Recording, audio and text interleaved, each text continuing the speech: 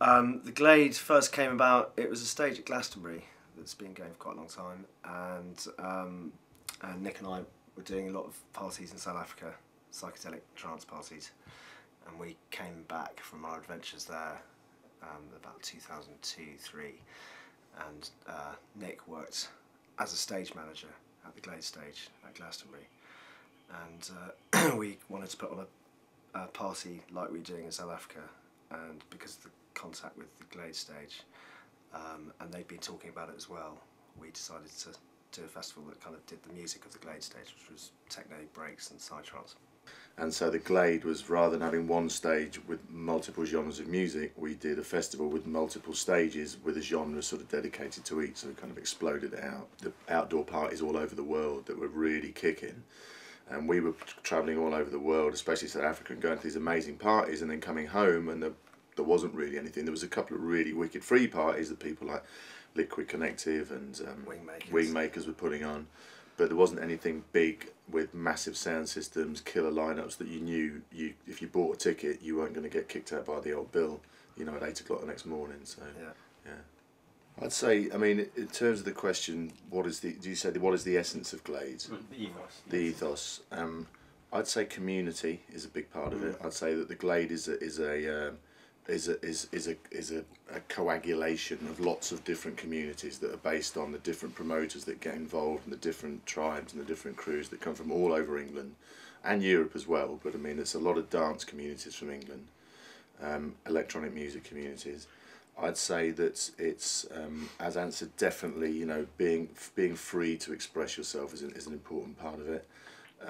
I'd say that it's got a lot of heart and soul. I think that's a part of the ethos of the Glade. We never got into it with the thing of let's do this to make money. It was always kind of let's do this because we really want to do it, and hopefully it'll work out. It'll be self-sustainable, and I think that because, as Ant said, we don't focus on the more commercial side of music. We've had some of the most amazing electronic music acts from all over the world in the last 5 years. Some of the biggest names in dance, but they're generally just the ones a bit more cerebral. They're not quite so poppy. They've got less mainstream appeal. So as a result, the kind of people that we attract to it are slightly less mainstream. They're just a bit more left field in the way they think. And that's, whatever age it is, whether it's from 18 to 40, we're attracting interesting, intelligent people all the time to the Glade. And so as a result, I'd say that part of its essence is also that people are coming together to learn from each other and to have a consciousness expanding experience as well. It's got bigger. The Glade's developed. I mean, when we started it, we had 5,500 tickets. And one of the things that it grew very, very fast. The momentum behind it was massive, and it seems to grow purely through word of mouth. So it got much bigger, and we had to make the event cater for more of the bigger and bigger demand. So as a result of that, there's been an increase in the number of stages. I mean, 2 years ago we had, I can't remember, like 12, 13 stages, and more music as well. Yeah, electronic we had music's Roots, and we had this thing called Rabbit Hole, which is kind of like a sort of open mic madcap, crazy ass bonkers nut house. Yeah, which is good.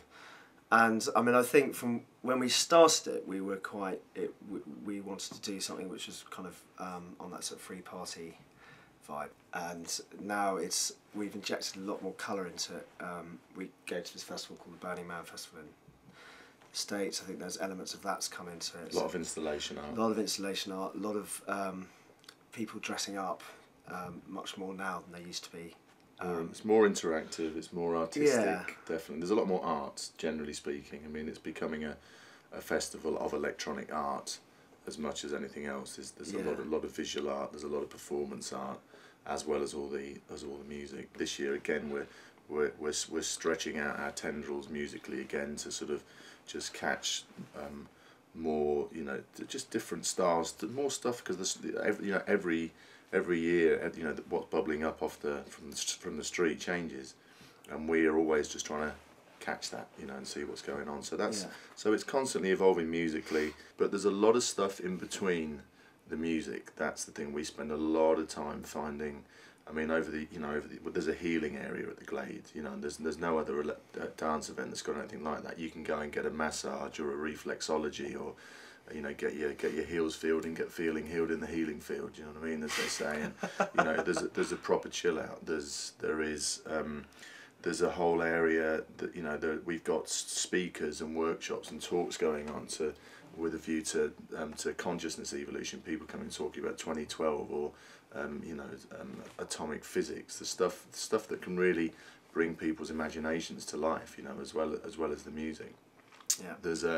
There's an inflatable church where you can go and get given a suit and a wedding dress, and you can go and get married at the Glade Festival, and some, you know. You can get divorced as well. You can get divorced. You can attend your own funeral and hear what your friends have got to say about you if you're really brave, you know. So that's the thing. It's really quirky. It's really kooky, and I think that England, you know, there's still a few things that England are still the best in the world at, and I think two of them are electronic music and being funny. You know, that's two things that England really still excels at, and that's what the essence of the Glade is. In terms of who's playing next year, right now we're going to keep that under our hats. We have got certain things that are looking very exciting, Amazing but things. they're not in the bag 100% yet. But it's going to be amazing. But how do we decide? How do we decide to? It's a taste thing, I think. I mean, it's just like what's exciting us. What's fresh as well? What's really happening? Who's got new albums coming out? You know, people who are rocking it. People that are just starting to rock it that we've heard about. We've got a short list of new venues, and one of them in particular, which I think is our favourite.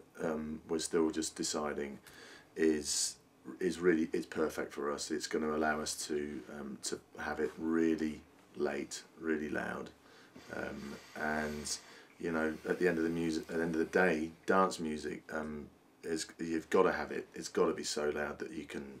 You've got to feel it. You can feel it, not just hear it. You know, that's the thing. It's got a big heart, but it's also it's a banging event. You know, it's a really flat out party as well.